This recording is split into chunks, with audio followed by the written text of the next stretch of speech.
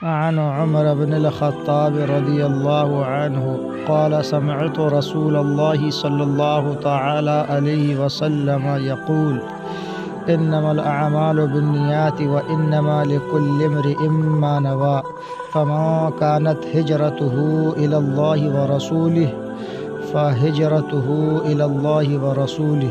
ومن كانت هجرته لدنيا يصيبها أو امرأة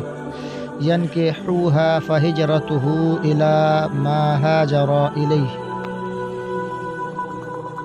ترجمہ: امیر المؤمنین حضرت سیدنا عمر فاروق اعظم رضی اللہ تعالی عنہ فرماتے ہیں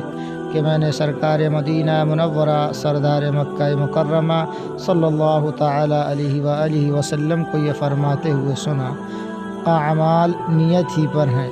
ہر شخص کے لیے وہی ہے جو اس نے نیت کی۔